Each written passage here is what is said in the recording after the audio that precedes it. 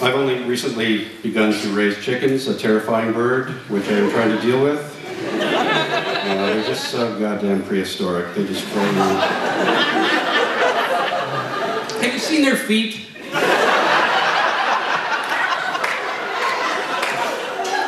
The chicken is a lovely bird, despite the things you might have heard. Grill it, bake it, or saute it, roast it, stew it, or flambe it, chopped for salad, sliced for two, stew, or two for stew. You can have a pot of stew or two. Or collect an egg or two. Their droppings give us nitrogen, which helps the lawn look green again. Yes, it really is a nifty bird, and useful too, from beak to turd.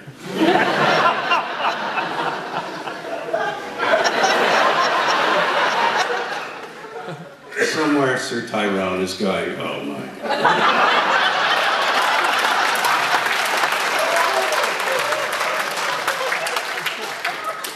Not since Jessica Tandy.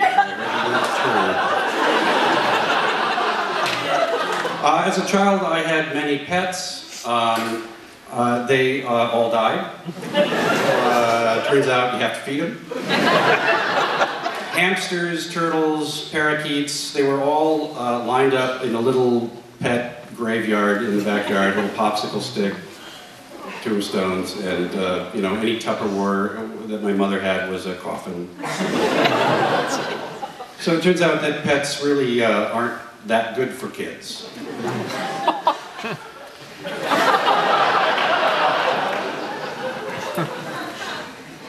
Timmy Davis contracted rabies from his unclean rodent babies.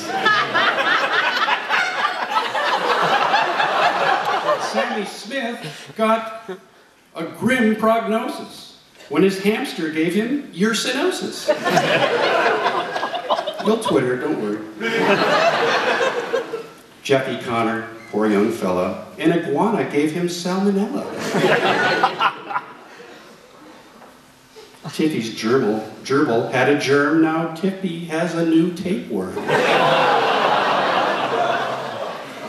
That's Len's favorite drawing, by the way. To Marky Spaniel, it wasn't funny when he got to tularemia from his Easter bunny. Wikipedia. A rare microbial infection came from Ian's fish collection. So don't worry if your pets might bite, just check them well for parasites.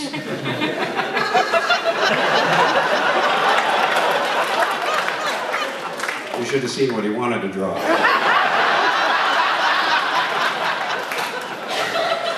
I had a friend growing up, and changed his name too, but only slightly. He was legendary in our neighborhood for eating things, and I think we all know those kids who eat stuff, or maybe you were one. But this is his story, and legend surrounding a certain item that he may or may not have eaten, but we all believe he did. Yum Yum Doyle. Yum Yum Doyle liked to eat soil. He once ate sand right from his hand. He ate bugs and he ate grubs. He ate the aphids off the shrubs. He ate glue, he ate old paste. No caulking ever went to waste. He dined on paint, latex and oil. Both were meals for Yum Yum Doyle.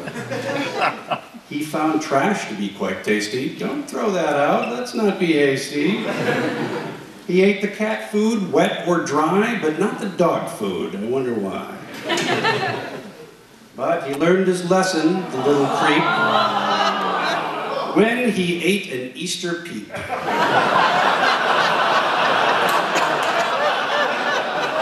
That crusty little pile of goo was not a peep, but Easter poo.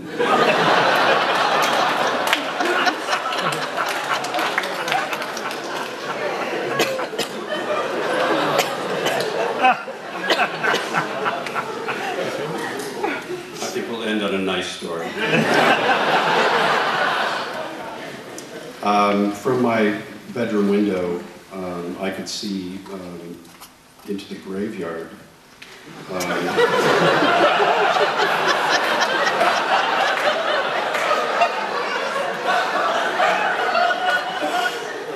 And our favorite sledding hill.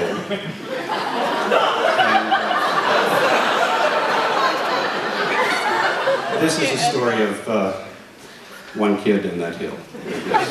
His favorite sled. Neddy Eddie loved his sled. He kept it close, right near the bed. The runners were sharp and never rusted. The deck was clean and often dusted. He'd wax the wood, he'd tie the cord. Ned couldn't wait to climb aboard.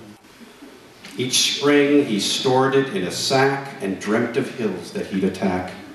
When summer brought warm, snowless days, the sled was always in his gaze. Fall would bring a welcome chill and thoughts about that first good hill. When winter brought the first new snow, Ned knew just where he'd need to go. He wouldn't dawdle, he didn't tarry. The best hill was in the cemetery. The other kids just wouldn't go, even with the tempting snow. Dead Man's Hill, they called that slide. It was a terrifying ride.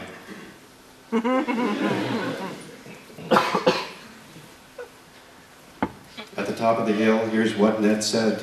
I'm king of the hill. My name is Ned. All agreed he was quite brave.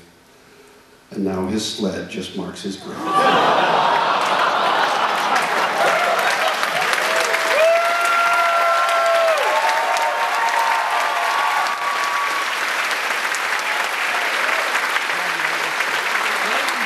Ladies and gentlemen.